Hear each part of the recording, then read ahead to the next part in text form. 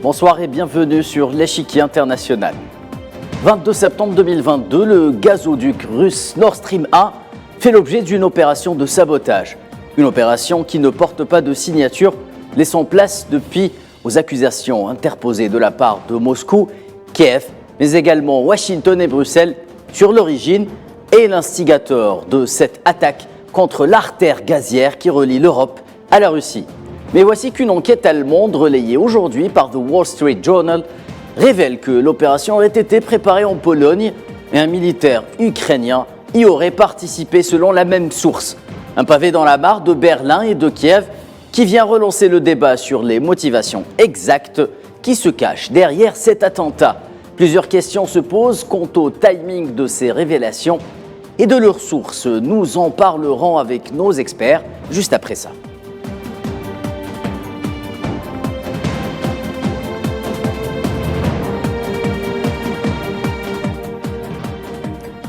Pour débattre de ce thème ce soir, j'ai le grand plaisir d'accueillir sur le plateau de l'échiquier international Abdelrahman Mebtoul. Vous êtes expert international en économie. Bonsoir, professeur. Je vous remercie de l'invitation.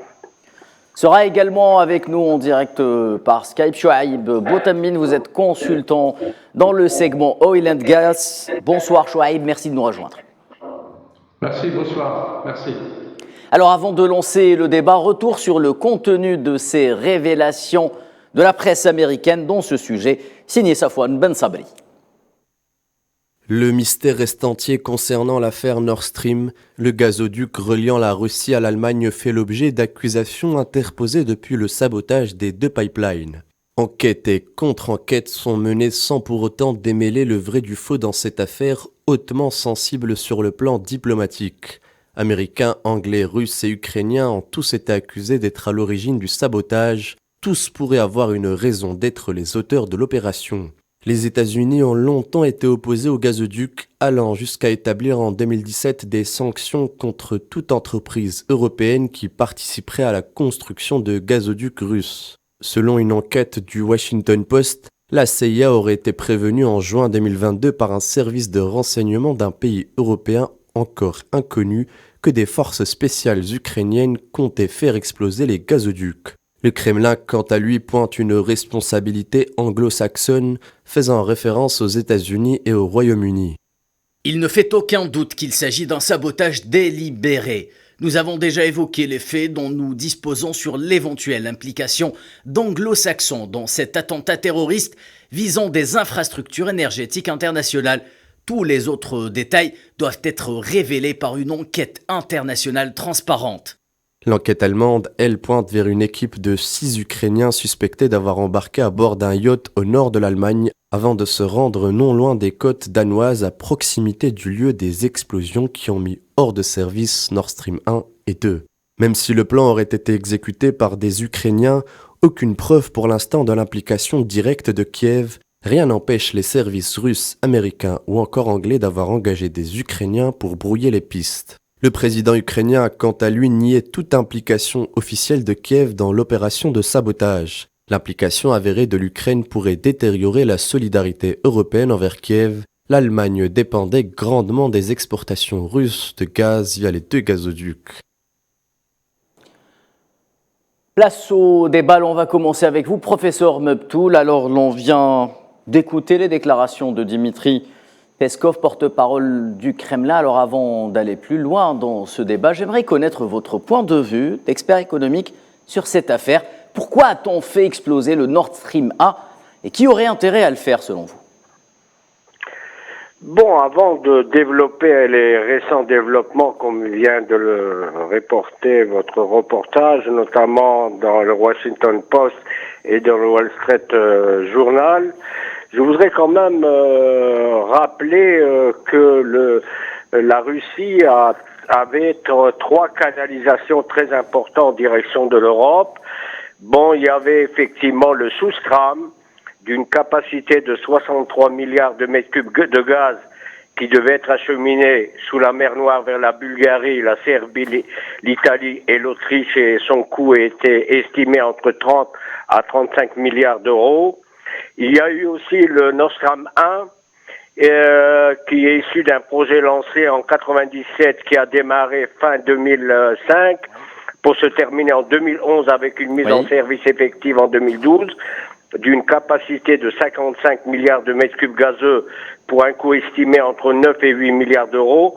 Et enfin, les travaux du gazoduc du Nord Stream 2 qui est destiné à doubler la capacité de transport du gaz consommé en avril 2018, de 55 milliards de mètres cubes gazeux et d'un coût estimé aux environs de 9,5 milliards d'euros qui a été financé pour la moitié par Gazprom.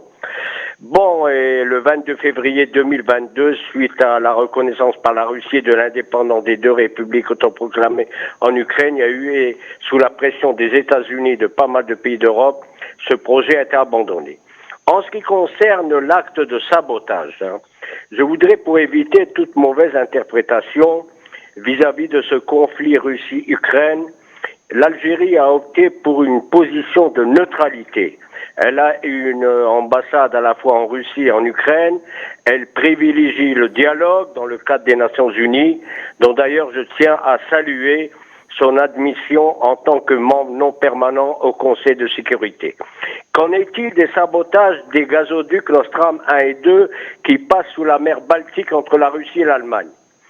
Au début, près de 6 mois après les explosions qui ont touché les gazoducs de Stream 1 et 2, les responsabilités de l'attaque sous-marine restaient toujours un mystère malgré des enquêtes criminelles menées par plusieurs pays. À l'époque, Washington, Kiev et Moscou ont démenti toute responsabilité et se sont accusés mutuellement d'en être à l'origine. Mais l'enquête a évolué. Au début, par le renseignement américain qui suggère que les auteurs derrière le sabotage étaient des adversaires du président russe Vladimir Poutine, probablement des ressortissants ukrainiens ou russes, selon le New York Times du 8 mars 2023. Mais nouveau rebondissement depuis le début de juin 2023, une enquête de Washington Post, comme ça a été mis en évidence dans votre reportage du 6 juin 2023, dit que la CIA avait été informée par une agence de renseignement d'un pays européen que des forces ukrainiennes s'apprêtaient à saboter le gazoduc Nord Stream. Oui. C'est ce que dévoilaient les documents classifiés divulgués en ligne au printemps. Les services américains ont été informés en détail de ce plan en juin 2022, soit 3 mois avant l'attaque. Exactement.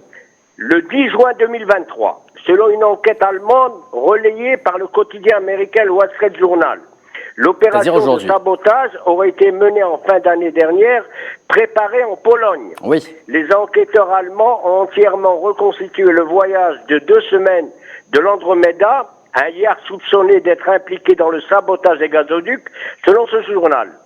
Ce bateau aurait été loué par l'intermédiaire d'une fausse agence de voyage à une équipe de 6 personnes soupçonnées depuis plusieurs mois d'être des responsables du sabotage. En effet, ce sont les faits rapportés. Dont certains ont présenté des passeports ukrainiens aux autorités portuaires, ont embarqué à bord de ce yacht à une quinzaine de mètres de long, Rostock, au nord de l'Allemagne. Pour l'agence européenne de renseignement, à l'origine de ces informations, l'opération était supervisée par un général, comme vous l'avez dit, ukrainien, dont je ne citerai pas le nom, à l'insu du président Zelensky. Et selon le Washington Post, les services de renseignement américains s'inquiètent depuis longtemps des opérations que l'Ukraine souhaiterait diriger contre la Russie, qui pourraient faire basculer la guerre dans un conflit direct opposant Moscou aux États-Unis et leur allié de l'OTAN. Parce que dans le principe des États-Unis et de la plupart des dirigeants de l'OTAN, il faut éviter à tout prix un conflit direct entre l'OTAN et le Moscou, et effectivement que Kiev effectivement ne les embarque pas dans cette guerre.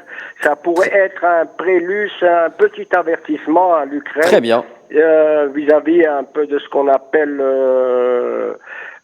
actuellement les effets de la Seconde Guerre en Ukraine. Très bien, merci professeur pour cette première lecture et merci d'avoir rappelé donc les faits rapportés dans le journal américain, donc The Wall Street Journal. Shai Botami, je me tourne vers vous. Alors le sabotage du Nord Stream 1, eh bien, on le sait tous, donc ça a aggravé la crise énergétique du continent européen. Pourquoi une quelconque partie occidentale qu'elle soit européenne ou pas, pourquoi aurait-elle intérêt à le faire exploser? Bon, bonsoir. Je pense qu'il y a deux raisons principales qui ont laissé les États-Unis, qui a poussé les États-Unis à fermer les yeux pour une certaine opération pareille. Je crois que la première raison principale, c'est que c'est une raison stratégique. Comme vous le savez, l'Union russo-chinoise, aujourd'hui, elle fait vraiment danger, elle fait vraiment brillance dans les yeux des Européens, des Occidentaux et du groupe G7, comme vous le savez. La Russie, avec la Chine au sein du BRICS, elle représente à peu près 31,5% du PIB mondial. Par contre, G7, c'est seulement 30%. Alors, les statistiques disent que d'ici 2030, le BRICS va représenter 50% du PIB mondial. Alors, franchement, c'est un danger pour le G7, le groupe G7, c'est un danger pour les États-Unis, bien sûr, c'est un danger pour les Européens. Je crois que c'est une raison stratégique et principale. Aujourd'hui, c'est pour ça que les États-Unis ont été au courant et ont fermé les yeux. La deuxième des choses, il faut voir les moyens qu'il y a la Russie. La Russie produit plus de 730 milliards de mètres cubes de gaz naturel par an. Elle produit aussi 9,7 millions de barils de pétrole par jour. Alors, c'est un danger pour les États-Unis parce que, comme vous le savez, dernièrement, en 2002, les exportations des États-Unis en Europe ont augmenté avec 141%, qui ont enregistré plus de 43 milliards de mètres cubes du GNL exporté des États-Unis vers l'Europe. Alors, c'est tout à fait normal. Il y a des raisons stratégiques, il y a des raisons aussi économiques derrière cette décision. Et je pense que dans l'avenir, il y aura d'autres révélations. Shoaib Boutamin, si l'on compare les niveaux d'exportation de gaz de schiste américain, par exemple, pour ne prendre que ça, par rapport au niveau qui était exporté avant le conflit, l'on penserait tout simplement que les États-Unis ont engagé l'Europe dans une vraie guerre énergétique, une guerre économique, pour essayer de substituer le gaz russe avec du gaz américain, tout simplement, notamment avec du GNL. Et bien sûr, alors comme je le disais, en 2022, il y avait une augmentation d'exportation du gaz de schiste américain, gaz naturel qui est principalement du gaz de schiste, 141% d'augmentation par rapport à 2021. Voilà. Alors la raison est bien claire. Il y a un rapport de cause à effet. Les États-Unis ont un excès de production de gaz de schiste. Comme vous le savez, il y a une production énorme aux États-Unis. Alors, ils voulaient créer un certain marché à leurs produits. Et c'est la raison, je pense, la raison économique pour laquelle les États-Unis ont poussé ou ils ont permis les yeux pour ce sabotage. Exactement. Très bien, fermer les yeux après avoir essayé ou tenté dans un premier temps donc d'accuser Moscou ou d'avoir elle-même ou de s'être auto-sabordée en quelque sorte en procédant à un attentat au niveau du Nord Stream 1. Professeur Mebtoul, la guerre énergétique depuis le déclenchement de ce conflit a atteint son paroxysme et il semblerait que son objectif principal soit de couper Moscou de Berlin, car ne l'oublions pas, et vous l'avez rappelé, l'une de ses premières conséquences à ce conflit a été l'arrêt du projet Nord Stream 2 qui justement aurait permis à l'Allemagne de s'approvisionner en gaz russe à très très bas coût. Qu'en pensez-vous ? Bon, il faut replacer ça dans le contexte général de l'approvisionnement de l'Europe. Vous savez que l'Union européenne, autrefois, était le premier client du gaz russe, mais a drastiquement réduit ses importations au cours de l'année 2022. Oui. Ainsi, en 2021, environ 45% des importations de gaz naturel provenaient de la Russie, c'est-à-dire 155 milliards de mètres cubes sur les 400 milliards de mètres cubes de gaz consommés par les 27. Bon, le vice-premier ministre russe chargé de l'énergie avait déjà indiqué en février 2023 que les exportations de gaz russe avaient diminué de 25,1% en 2022 pour une production totale de 673,8 milliards de mètres cubes en raison des sanctions européennes. Là, comme vous venez de le dire précédemment, c'est que les importations de gaz naturel liquéfié GNL en Europe ont bondi en 2022 de 60% par rapport à 2021 et a importé 155 milliards de mètres cubes du GNL, dont le plus grand profiteur sont les États-Unis, qui sont devenus le premier fournisseur de l'Union européenne, suivi bien entendu par la Norvège, le Qatar et la Russie, qui ne représente plus que 12%. À ne pas oublier l'Algérie, professeur. Non, l'Algérie, c'est 11%. Bien en 5e position, très bien. 11% quand même. Et l'Algérie, d'après tous les émissaires qui sont venus en Algérie, l'Algérie, elle a été claire, on peut doubler nos capacités en 2025, passer de 11-12 à... en 2022, on est passé de 11 à 12%, pour votre information. Et on peut facilement, sous réserve d'investissement additionnel, et des interconnexions passer à 24%, mais dans 4-5 ans, comme l'a indiqué d'ailleurs à plusieurs reprises le ministère de l'Énergie. Très bien. Donc, c'est-à-dire que, mais là, il faut aller au 2025. En 2025, il risque d'avoir un bouleversement complet, dans la mesure où le Qatar a investi énormément dans des grands complexes de GNL et pourrait doubler ses productions en direction de l'Europe, et notamment de l'Allemagne. 2025-2026, pas avant. Mais là, contrairement à certaines prévisions, c'est que selon l'OCDE, c'est que les impacts des sanctions européennes vis-à-vis de la Russie ont été relativement faibles si on compare par rapport aux indicateurs macroéconomiques des pays européens. Bon, certes, la croissance a été négative de 2,4% en 2022 avec une prévision de 0,8% négative, mais en Europe, c'est les mêmes tendances. Le taux d'inflation semble être maîtrisé puisqu'il passerait de 13,8% en 2022 à 6,1%. Le ratio de la dette publique russe est maîtrisable. Il est que de 18% en 2021, 18,2% en 2022, une prévision de 20% en 2021. Le déficit budgétaire est également maîtrisable. Il est 20% du PIB d'après les données russes de janvier 2023. Les réserves de change fin février 2023 sont de 589 milliards de dollars. C'est que les mesures des sanctions occidentales étaient également, certes, atténuées par le cours élevé des hydrocarbures, mais également par des mesures intelligentes de la Russie de stabilisation financière. Je vous donne un exemple. La Banque centrale a relevé ses taux d'intérêt de 9,5% à 20% peu après les tensions avec l'Ukraine, pour les ramener progressivement depuis décembre 2022 à 7,50%. Donc, et un autre élément très important, très bien, pour conclure, c'est professeur, que la Russie a diversifié ses exportations, on ne sait pas si on pourrait évoquer cela, en direction de l'Inde et de la Chine. Exactement. Très bien, professeur. Donc, Monsieur Botemin, alors...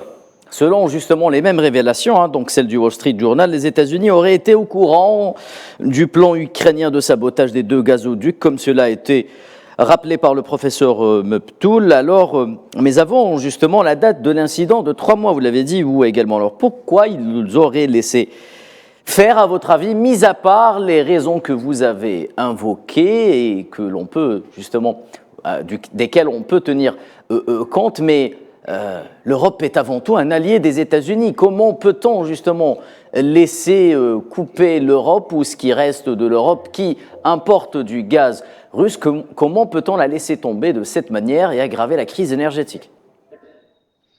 Bon, il faut savoir que la part du marché européen, le marché européen est un marché consommateur et le premier consommateur et importateur du gaz naturel de le monde.